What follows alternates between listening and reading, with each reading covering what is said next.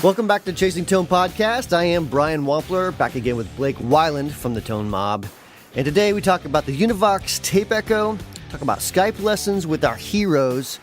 For some odd reason, I call him the Donald Trump of podcasting. So let's jump right into it. Hi, Brian. Hello, Mr. Weiland. What's going on? Oh, podcasting stuff. Yeah, I heard that's a thing these days that some people do. Yeah, there are several podcasts these days. I think there's dozens of them, perhaps even a handful. Yes.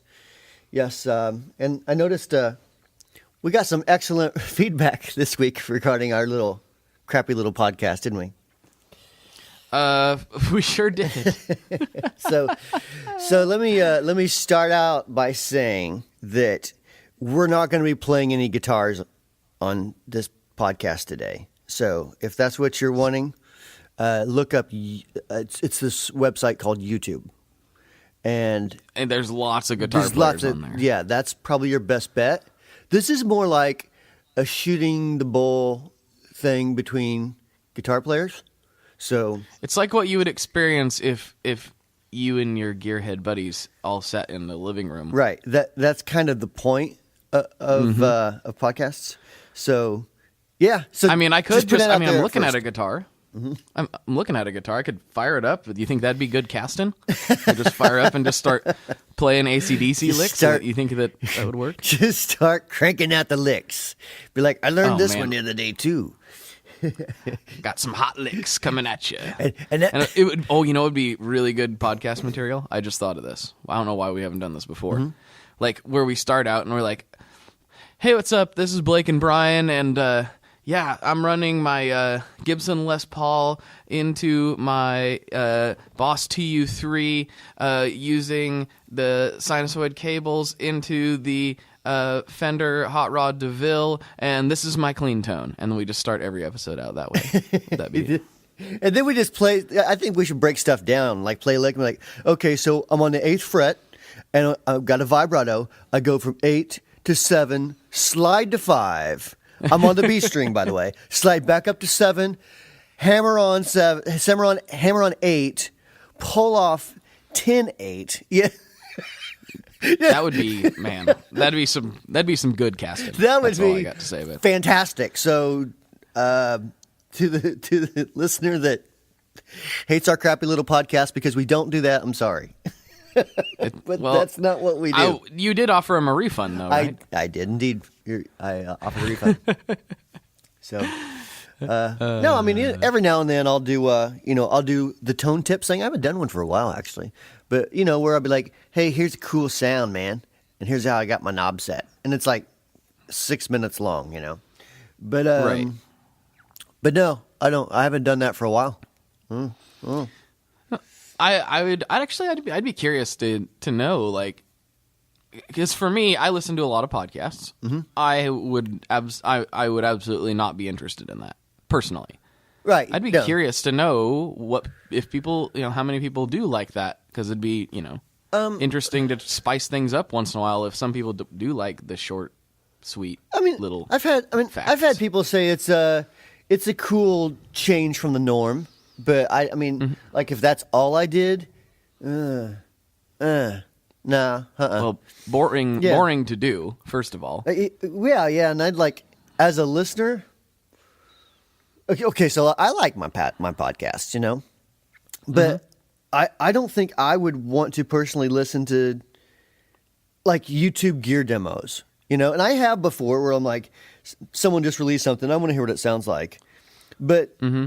To do that like every day, like driving back and forth to work or something, and just listening to that, I wouldn't be personally. I wouldn't be into that.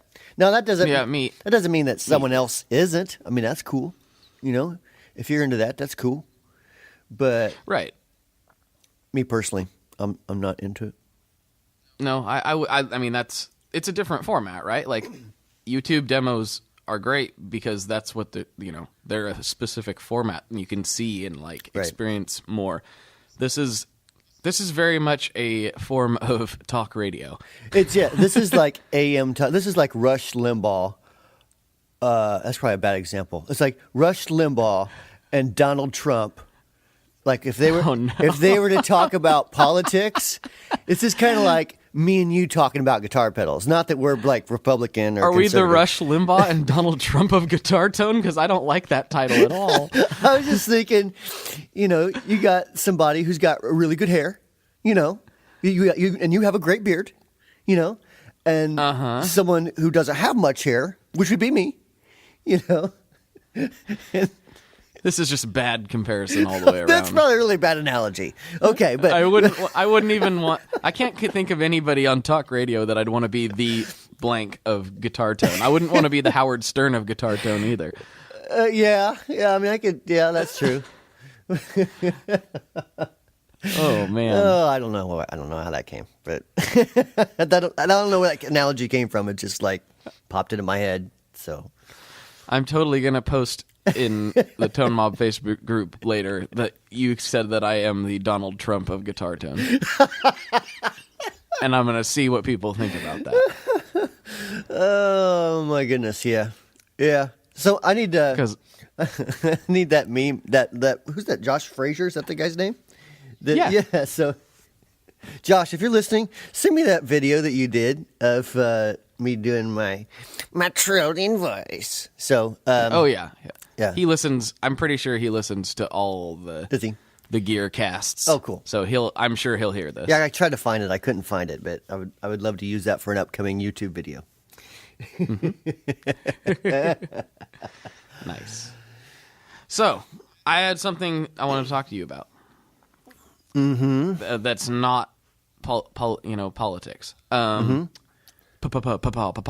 Politics. Politics. One thing I kind of haven't really talked about. I've talked about it a few times. I think maybe on Instagram or a few other places. But I have a old tape delay that I really like that I don't hear about very often. But it's The Echo as Rec. far as no, I wish, man. It's a unit I don't hear talked about very often, but it's honestly the most affordable way that I know of to get into a genuine, real like tape delay. I think they usually go for around $200 in that ballpark, depending on condition and stuff. But it's the Univox EC80. It's a cassette-based delay unit, and it sounds really, really awesome. I love how it sounds. And I got mine, I think, for like $180 or something. That's a pretty good price for an actual tape delay, man.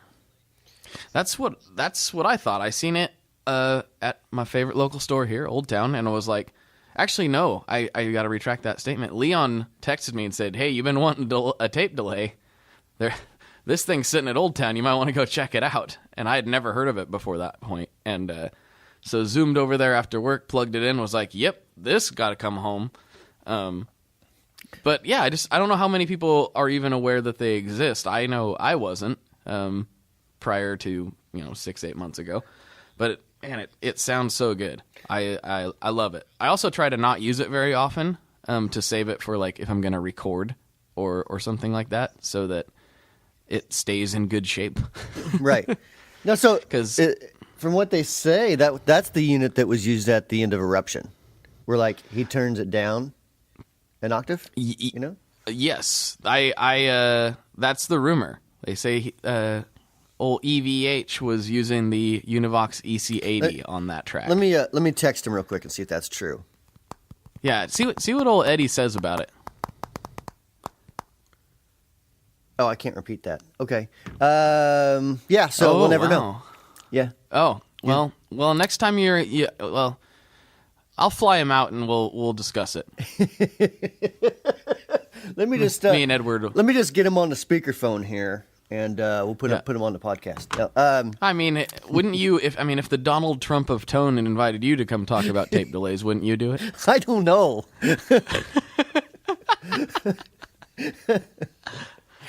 This is going to turn into a really, really bad internet joke, I think. That was a bad. Okay, I call it. That was a bad analogy, But I was thinking, we're all gonna regret this. I was thinking, who is like a talk show host that like everybody would know, maybe not like, but at least like recognize, and who would be like the guest that everyone would know, maybe not like, but at least recognize. That's where my head was at, you know. Well, you hit the nail right on the head with that not liking part. I'm not taking a political side, but I am saying no, neither am I. I'm just saying both of these people are genuinely divisive, is what I would say. Yeah, so I don't mean it that way. Mm-hmm. I don't think we're. I don't think we're what's divisive. better? Would we be like the Whoopi Goldberg of Guitar Tone? I don't know. There you go. Yes. The Rosie O'Donnell of Guitar Tone. Ooh, this isn't working out. You be Rosie, I'll be Whoopi. No, I know who I want to be. I know a talk show host that I would be. I want to be the Regis Philbin of Guitar Tone. Then I'm what's the chick's name?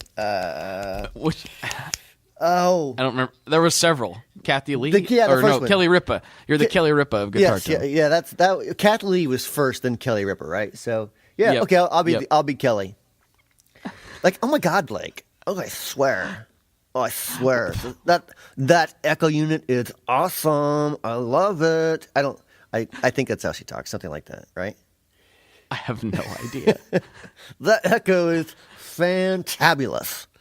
I was gonna try to do a Regis impression, but I can't. Hey, I'm just gonna stop. I'm really bad at. Yeah, I can't do that either. But I imagine be like, "Hey, Brian. Hey, like, I got this awesome echo. You know what I'm saying? You know? I don't know." That was like a demented William Shatner.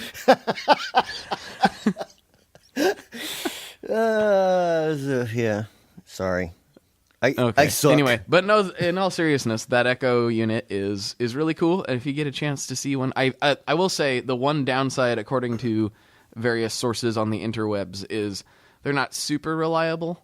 I would say that's probably the case with any old mechanical type, cheaper and type of equipment. But if you find one that's been recently serviced, mine was recently went through and repaired and all that stuff. So.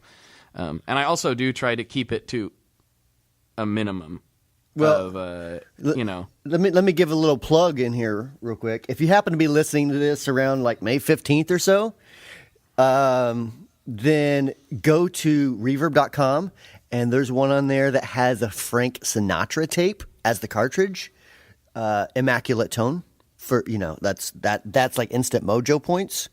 Oh, totally. That's perfect. Yep. Mm-hmm. Yes. I kind of want to buy it just for the tape. The Frank Sinatra tape. Yeah, just for the tape. The tape. That is pretty cool. I'm not gonna lie. I like me some Sinatra. Do you know anybody that doesn't like Frank Sinatra? I have met them. Yes. Huh. Mm-hmm. I haven't, and I hope not to. My wife. I think my wife is not a fan of that. You know what? I can't say for sure. I don't know. Well, I don't even know what to say to that. But I thought everyone liked Old Blue Eyes. Like oddly enough, my wife's not really a huge music fan. And I mean, like, she if it's on, she's cool with it. But she's not a gigantic. I mean, honestly, she probably likes older country stuff, like Merle, like the real stuff. She probably likes that, and she does like her some Keith Urban because she's like, he's so hot. He's just hot. And I'm like, yeah, okay, whatever. I won't tell you what my wife says about him. But it's not that. It's definitely not that. So your wife isn't a fan of the urban legend, right? No, to say the least. Yeah, my wife has a like an autographed picture of her and him, and I'm like partially in the frame, and she's like, I'm like just trying to move you out of the frame, and like that's she's gonna crop you out. It's like a big 11 by 13 image on her desk. She's got you cropped out of it. I'm cropped out of it pretty much. It's ridiculous. Oh, that's kind of funny. I'm not gonna lie. So it is funny. Yeah. I would like to see this picture.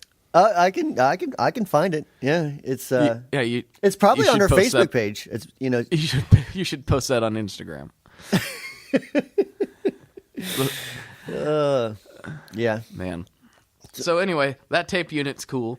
And it reminded me of something that I found out, actually a long time ago, but I haven't really talked about it.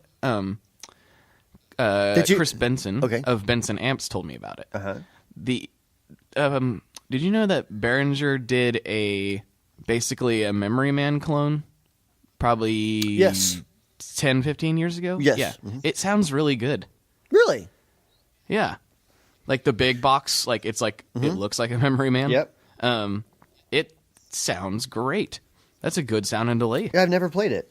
I mean, I've played some of their stuff, but I've never played that one. I kind of just wrote it off like, it's Behringer. You know, what are you gonna do? Like, no one gets too excited about Behringer ripoffs usually, but that one, I gotta say, it's got some goodness. You know, you can try. It's the vintage tape machine, I think is what it's called, or vintage echo machine, or something like that. So I would beg this question: so you said that with Behringer, there's a lot of people that don't get too excited about their clones and that sort of thing. Right. So right. why would just hear me out here? Why would people get excited about clones in the boutique industry? Because Behringer is obviously known as a lower priced kind of budget type thing, and they notoriously don't hold up very well. I know that's not the case with everything, but that's kind of their reputation. Oh, yeah, I don't. I haven't had one for a long time. No, I do have a Den Electro. I'm thinking Den Electro. I've got one that's lasted me forever. But anyways, continue. Mm-hmm. Yeah, the Behringer just kind of notoriously are just low price and don't hold up. And there again, that's not the case for their entire range, but that's what people just assume. Like Behringer's just a cheap brand. Yeah, see, so that's why I haven't really bought any of their effects for a long time. I do have a cable tester from them, and I'm using a Behringer mixer for my my speakers. Connected to my Mac. Right. And I've had that for years and years, and it's lasted. I've kicked it around and thrown it down, and it's been in the rain, and it's lasted just fine. Well, that's good. So I don't. I mean, I'm just kind of given the general market perception of the company. I think I'm going to change the LEDs on it, make it boutique. Oh, good idea. Make them really bright. Yes, the brighter the LED, the better the pedal. That's why ours are so bright. No, I'm kidding. Is that why the faux tape echo can signal airplanes? Yeah, I actually some of that's kind of an accident. I'm actually I'll probably tailor the brightness down in future runs of that. Mm-hmm. Of several of the things. There's several of the pedals that the LED can be overwhelmingly bright, unfortunately. And I didn't even really pay attention to it until Alex pointed it out. I was like, Alex Clay, your dude. Yep. He was like, oh yeah, check this out. And I was like, whoa, those are some LEDs. That's a super boutique pedal right there. Well, what you want is whenever you're playing at church and let's say the lights are down, and all you can see is the guitar player on stage because of all the LEDs from his pedal board. So he's the only one lit up on stage. And the, what do you call the guy that tells the band what to do? The music director. Oh. Yep. He's like, dude, turn your board off. And he's like, it is. Why is that? It is off. They're all bypassed. Right, they're all bypassed. That strobe tuner's driving me crazy. Oh yeah, so and I will say I don't strobe tuners actually do drive me crazy. No, take that back. No, I don't like them. No, you're wrong. No, I'm not. You're wrong. I stand by my statement. Donald Trump, have spoken. Oh, I thought I was Donald Trump. Oh, that's right. You're Rush Limbaugh. I Rush Limbaugh.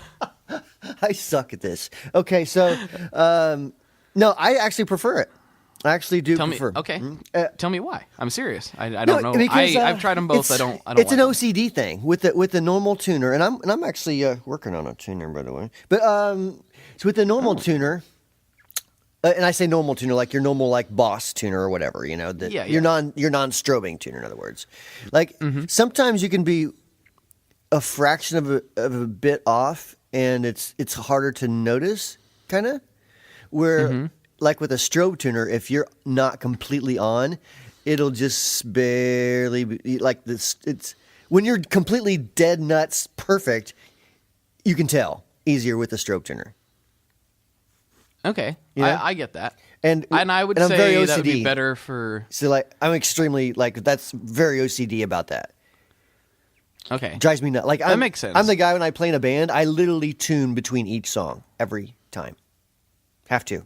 I do that. I don't tune between each song, but I do tune pretty often because I am very aggressive with the right hand, and therefore my guitar goes out of tune. Yeah, no, I hear. Yeah, I mean, and I do a lot of bender licks, so I have the same problem. And like, so like, if there's a chance, let's say that there's not guitar needed on a certain part, I will literally tune during that part. Mm-hmm. You know, No, I get that. No, I've done that before too. because I absolutely cannot stand to go to listen to a band and someone's out of tune. I just I can't. I feel like walking up and like, dude, will you please tune? You're driving me absolutely crazy. No, I get that. That's I just like- that's the OCD in me. I like the regular tuners. My favorite, honestly, is just the good old standard Korg pitch black. It's simple. Yeah, I've got one of those. We use that for the show board. Yeah, just dial it. Just dial it right in. And this is the one area where like I don't normally care that much about true bypass or buffered bypass. I want my tuner to be true bypass. How's come? Because I got some, vintage style fuzzes that I put first in the chain that won't play well with like a TU2. Then put the tuner after him. I don't want the tuner after it. I want it first in the chain. Maybe that's my OCD. That could be. No, I agree with you. Like if given a choice, I'll probably take a true bypass tuner. Yeah. Yeah, and I just you could put it afterwards, but I don't know. I have this thing where my tuner has to be in this specific place on my board. Has to be on the right, and generally the upper right. But Yeah, no, for me it's bottom right. First pedal. bottom right's cool too, but like for some reason aesthetically, I like it in the upper right better. No, you're wrong. Wrong. No, I'm not. Wrong. I'm not wrong. Wrong. But I get your point about the strobe. That is specifically why I don't like it, though, because I get it tuned to where it's okay. Yep. There, it's tuned, and Yep. then if it's a little bit off, I can tell myself. Yeah. I don't need the machine to tell me. I do need the machine to tell me if I'm way off, but not if I'm just a little bit off. Yeah, I'm just I'm a little crazy about that kind of stuff. It really, really, really, really annoys me whenever I'm out. Like if I'm just barely out of tune. And Well, I figure I'm going to hit the wrong notes anyway, so it doesn't really matter. well, maybe you need less eBay and more Melbay yourself. You should no. Are you? Actually, I remember you yes, telling me the that's true. story about trying to nail those Petrucci licks. I remember that, and you giving up. Yeah, that's not going to ever happen. And you're like, you know what? I'm just going to be more into tone than actually playing. That was the story you told, anyways. That's true. That's shockingly true. Yes, I'll admit to that. No, I do. I really do need to. I need to practice more. No, I don't know how to get motivated to practice more unless there has to be certain songs I'm wanting to learn, and the songs that I like and listen to don't necessarily require too much more skill than what I already have. Right. Well, there's a good question kind of around that on the group this week on the Facebook group, and I'm going from memory here. I believe it was basically, when do you know that you've like? Is there ever a point like after practicing it over a set amount of time, maybe it's years or whatever, that you're like, yes, now I'm good. Like I can now be done practicing as much because I'm good now. That's interesting. I don't know. And I don't think so. I mean, I don't. Okay, so let me backtrack. So I used to, when I was younger, I would like practice scales, like up and down, up and down, up and down, up and down, up and down, up and down. Yeah, totally. I got really well. First of all, I never could really quite accomplish the art of shredding, so I did kind of give up on that. And so I haven't practiced the scale for years and years and years. So maybe practice changes. I'm not saying that I'm good. I'm just saying maybe after a length of time, practice just starts changing, and you're like, I don't want to practice scales anymore. You know, I would rather just play.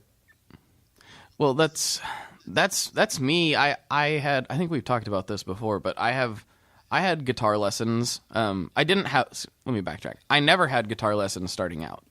I just all by myself, and then I got to a point where I was like, I am stuck. I'm really not very good. I'm still not very good, but I was like really not very good. And I was like, if I love guitar this much, I should figure it out a little bit better.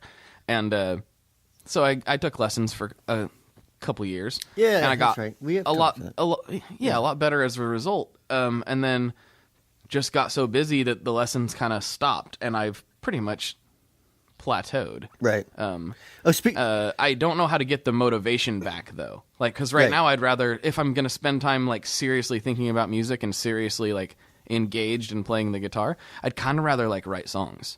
Right. Well, then do that. It's got to be fun for you, you know. Mm-hmm. You know, speaking of, not to change the subject, but speaking of lessons, you know who? Like, this is really cool to me. So Brent Mason, the famous Nashville guitar player, is now doing Skype lessons.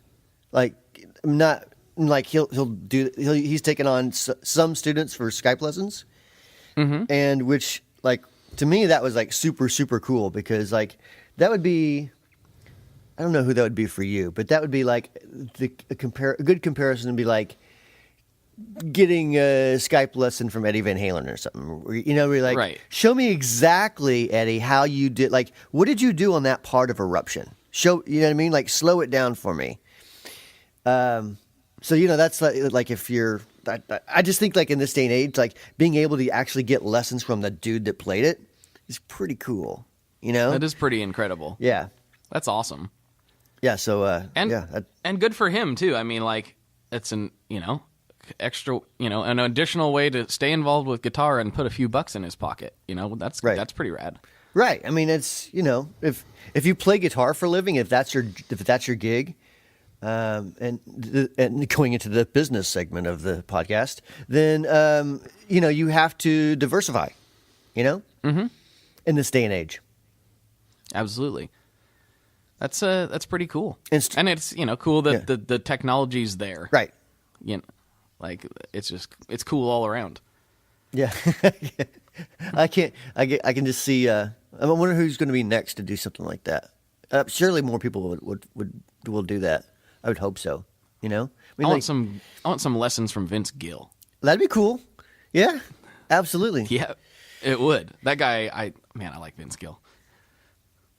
I wonder if people know that about me. Probably not. I didn't know you were a huge Vince Gill. You know he's a bud of mine, right?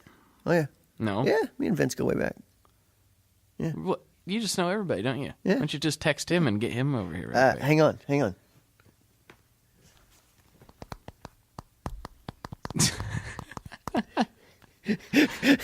No, I mean, this is going to be a record for annoying taps on a podcast.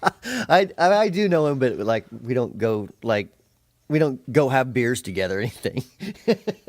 Oh, but I do know. Well, that's cool. I mean, when we were in Nashville, we went and watched him play. Yeah. him and the Time Jumpers play, and it was awesome. Yes. Mm-hmm. I just felt completely back to needing to get better. I just felt completely inadequate as a musician after watching them. Man, that's like Nashville to me. Yeah, like going a lot of times going into a club in Nashville, like the caliber, like you go into a club here and there's good musicians. You do go into like a small club in Nashville, like on Broadway, and there's fantastic musicians. You know what I mean? And you're like, holy crap, who is that guy playing guitar? And it's, you know, it's like, oh yeah, he works at the local brewery. Right. He's like, oh, he's the bartender. He's just sitting in, you know. It's like, yeah, you're like, okay, I give up. Give up. So it's it's very humbling to go to Nashville and sit in with those guys. Mm-hmm. So, but anyways, I couldn't sit in with those guys. But anyways, like that's we did. So Vince Gill did like a little Walter Jam. I think it's been like a year or two ago. He does it every year, but a couple years ago specifically, and we got the opportunity to like video everything. And so we also had had direct outs on the board. So we had like each mic was a separate track, right? right. And so like I had the isolated audio from Vince's voice. And oh, cool. Oh yeah, I'll have to send it to you if you like it. He's so good. Like and I just put it through the auto tune just to see like what would happen. Mm-hmm. And it's like it didn't do anything. I mean, he's just so incredibly good, man. And yeah, that like you just don't hear that much anymore. You know? No. I've sat in on some sessions where you needed the auto-tune. You know? And yeah, yeah. So anyways, I guess I'm getting all giddy myself because I'm a Vince fan as well. So yes, everyone should be in my book. Right. You should all like the things that I like, and not other stuff. Right. So strobe. So let's just recap before we end here. So so since we have to like what Blake likes, you can't like strobe tuners. You have to like Vince Gill. Yep. You're Donald Trump. No, I'm not Donald Trump. You said I was Donald Trump. I'm not Donald Trump.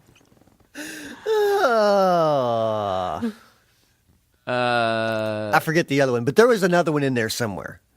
You have to like fuzz pedals. And you have I didn't say it on this episode, but it's true. You have to like fuzz pedals, and you can't try to be a virtuoso. Well, no, you should. Don't play like me. No, don't. I hope that nobody plays like me, because then we would be devoid of quality music. Right.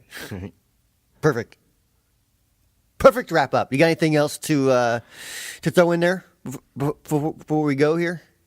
I think this podcast it has the best words. It's going to go bigly. It's going to go huge. It's huge. It's huge. It has the best words. So why do I do this to myself? So thanks so much for listening to the Chasing Tone podcast. I really appreciate it. If you like this podcast, you can always go to iTunes and submit a review. 1 star is okay, it's cool. But 5 stars, way better. We love the 5 stars. Hopefully you do like this podcast. If you have any comments or questions, please email podcast@walperpedals.com. You can email Blake at info@tonemob.com. And make sure you check out our Facebook groups as well. We talk about podcasty stuff on that as well. And we'll talk to you next week. Thanks for listening.